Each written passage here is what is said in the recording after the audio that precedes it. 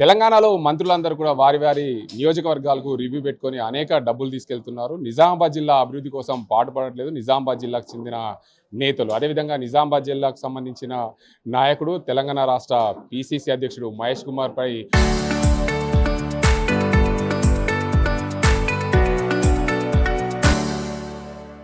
Hot comment చేశారు. నువ్వు MLC పదవికి రాజీనామా చేయి, నేను ఎమ్మెల్యేకు రాజీనామా చేస్తానని చెప్పి ఆర్మూర్ ఎమ్మెల్యే పైడి రాకేష్ రెడ్డి అన్నారు. మనతో ఉన్నారు వారిని అడుగుదాం. సార్ చెప్పండి, నిజామాబాద్ అభివృద్ధికి కాంగ్రెస్ నేతలు పాటుపడతలేరని చెప్పి మీరు అన్నారా? రాష్ట్రంలో ఉన్న మంత్రులందరూ వారి వారి నియోజకవర్గాల అభివృద్ధి కోసం తీసుకెళ్తున్నారు. తెలంగాణలో ఉత్తర తెలంగాణతో పాటు నిజామాబాద్ వెనుకబడిందనే అంశాలకు సంబంధించి మీరు హాట్ కామెంట్స్ ఎందుకు చేస్తారు? 33 జిల్లాల ఈరోజు రాష్ట్రంలో ఏదైనా వెనుకబడ్డ జిల్లా ఉన్నదని నిజామాబాద్ జిల్లానే. ఎటువంటి అభివృద్ధి లేకుండా, కాంట్రాక్టర్కి నిధులు లేకుండా, కొత్త ప్రాజెక్టు లేకుండా ఈరోజు నిజామాబాద్ జిల్లాని ఎన్కేసిన కారణం ముఖ్యంగా ఈ జిల్లా నాయకులే. మహేష్ కుమార్ గౌడే ప్రధాన కారణం. నువ్వు పీసీసీ ప్రెసిడెంట్, నువ్వు ముఖ్యమంత్రి పక్కన సీట్ వేసుకొని కూర్చుంటావు, రాహుల్ గాంధీ పక్కన సీట్ వేసుకొని కూర్చుంటావు. నిజామాబాద్ జిల్లాకు నిధులు తీసుకురాదా? జగరంపల్లి ఎయిర్పోర్ట్ వద్దు, బోధన్ షుగర్ ఫ్యాక్టరీ వద్దు, నిజాం సాగర్ ఆధునీకరణ వద్దు. వాళ్ళు లక్షల కోట్లు కొండపోతే సప్పుడు చేయకుండా గమ్మునుంటావు. నీ జిల్లాకు 2,000 కోట్లు తీసుకురావా? రెండోది, రోడ్లు ఎక్కడున్నాయి? ఆర్మ్స్ రోడ్లు వచ్చి వాళ్ళకేమో 100,000 కిలోమీటర్లు ఇచ్చారు, 6,000 కిలోమీటర్లు. మాకు ఇచ్చిందంతా ముష్టి 200 కిలోమీటర్లు. మొత్తం 535 కోట్లే నిజామాబాద్ జిల్లాకు వచ్చినాయి. సుమారు 1,650 కోట్లు ఖమ్మంకు. ఇక్కడ వ్యత్యాసం ఏర్పడతలేదా? వాళ్ళు ఇప్పుడు నల్గొండ జిల్లాల మంత్రులు సమీక్షలు పెట్టుకుంటున్నారు, రివ్యూలు పెట్టుకుంటారు, 1,000 కోట్ల ఫండ్స్ కొండ పోతున్నారు. మహబూబ్ నగర్ మంత్రులు మీరు చూడండి, నేను కటింగ్స్ పంపిస్తాను. ఖమ్మం జిల్లా మొన్న 1,000 కోట్ల ఫండ్స్ కొండ పోతున్నారు. వాళ్ళకి పెండింగ్ ప్రాజెక్టులను కంప్లీట్ చేసుకుంటున్నారు. మీకు లేదా సోయి? జిల్లా వాసులు గారా? జిల్లా కోటలా మీకు రాజకీయ ప్రజలతో గెలవడమే అలవాటు లేదు. ఫైరేవులతో పదవి తీసుకున్నావు. మనకి ప్రజల గురించిన పని చేయు, ప్రజాభిమానం పొందు. ఏదో నేను 2 కోట్లు ఇడిచ్చిన నింబాద్రి గుట్టకు, వాడేమో 2,000 కోట్లు కొండ పోతున్నాడు. ఆ గుట్ట ఈ గుట్ట అనుకుంటా. నువ్వు 2 కోట్లు ఎందుకు ఇస్తున్నావు? నీ బడ్జెట్ ఎంత? నీ వాటా ఎంత? పేరుకే పెద్ద పదవులు రాగానే కాదు, జిల్లాకి ఏం చేశాం అనేది వెరీ ఇంపార్టెంట్. మీరు తక్కువ టైంలో ఎమ్మెల్యే అయ్యారు, ఫైర్ బ్రాండ్గా కొనసాగుతున్నారు. మీరు ఎమ్మెల్యేగా రాజీనామా చేస్తామన్నారు. అసలు ఎమ్మెల్సీగా ఆయన రాజీనామా చేసేస్తే ఆర్మూర్లో పోటీ చేసిన సిద్ధమైందారు? 100% సిద్ధమని చెప్తున్నా కదా.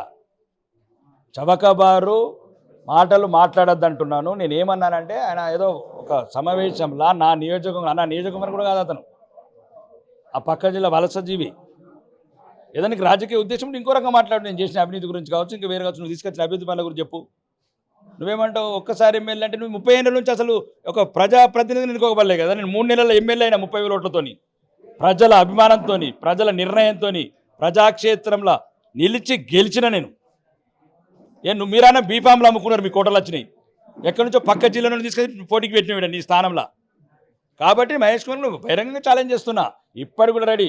నాకు మీరు ఏ రకంగా దిగజారితే అంతకనక నేను ఇట్లాంటి మాటలు ఆడతాను. మీరు సిద్ధాంతాల ప్రకారం కొట్లాడదాము. రాజకీయ యుద్ధమే ఉండాలి తప్ప వ్యక్తిగత కామెంట్ మాత్రం ఒప్పుకునేది లేదు. ఇప్పటికి కూడా దమ్ముడే చెప్తున్నాను. నిజామాబాద్ జిల్లాలో ఏమేమి పెండింగ్ పనులు అన్ని శాంక్షన్ చెప్పి నాడు రివ్యూ పెట్టు. ఎందుకు రావు రోడ్లు? ఎందుకు రావు గుంతలు పూడ్చరు? ఎందుకు మున్సిపల్ బిల్డింగ్లు కట్టారు? ముఖ్యమంత్రి నియోజకవర్గంలో, ఉప ముఖ్యమంత్రి 100 కోట్ల కాంప్లెక్స్లు కట్టుకుంటారా? మినీ స్టేడియాలు, పెద్ద స్టేడియాలు కట్టుకుంటారా? ఇంటిగ్రేటెడ్ కాంప్లెక్స్లు కట్టుకుంటారా? మాకద్దా లేదా? ఇప్పుడు ఈ 3 నెలల్లో 29,700 కోట్లు. నిన్న ఈరోజు 7,000 కోట్ల అప్పు, 36,000 కోట్ల మా నిజామాబాద్ జిల్లాకి ఎంత ఇచ్చారు చెప్పు. మా బడ్జెట్లో 3 లక్షల కోట్లు నిజాం శ్వేతపత్రం రిలీజ్ చేయమని దమ్మునని చెప్తున్నా. శ్వేతపత్రం రిలీజ్, రాజీనామా ఏమని 50 లక్షలు రెడీ. రాష్ట్ర ముఖ్యమంత్రిపై కూడా మండిపడ్డారు. ఎందుకంటే తెలంగాణకు రేవంత్ రెడ్డి ముఖ్యమంత్రిగా ఉన్నారు, మీరు మా జాతీయ పార్టీ బీజేపీ నేతను విమర్శించారని చెప్పారు. అసలు జాతీయ పార్టీని విమర్శించడానికి ప్రధాన కారణం ఏంటి? అసలు మీరెందుకు ముఖ్యమంత్రిని విమర్శించారు?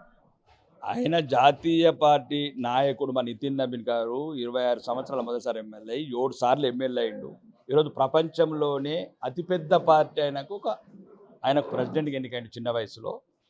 14 కోట్ల మంది కార్యకర్తలు ఒక పార్టీకి ఆయన అధ్యక్షుడు అయ్యాడు. ఈరోజు ఎటువంటి అవినీతి మచ్చ లేని, ఓటమి లేని నాయకుడిని 3 సార్లు పోటీ చేసి 2 సార్లు ఓడిపోయినాడు, మూటలు ఇచ్చి పదవులు కొనుక్కున్నాడు.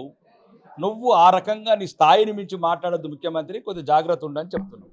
మీ నియోజకవర్గంలో సెజిప్ ఉంది, గత కొన్నేళ్లుగా అది పెండింగ్లో ఉంది. దాని అభివృద్ధి కోసం ఎలాంటి పాటుపడతారు? ఇప్పుడు ప్రతిపక్షంలో పోరాటం చేస్తున్నాం. నా గొంతు మీకు డిబేటర్లా, టీవీలలో కాదు, నా గొంతు అసెంబ్లీలో అడుగుతున్నాను. నా వాటా ఏది? నా లక్కంపల్లి ఎకనామిక్ జోన్లో ఎందుకు రావు ఇండస్ట్రీస్? మీ ఊర్లకి ఎందుకు పోతాయి? మీ జిల్లాలకు ఎందుకు పోతాయి? మీ భూములు ఉన్న ఔటర్ రింగ్ రోడ్ పక్కన ఎందుకు పోతాయి అని అడుగుతున్నాను.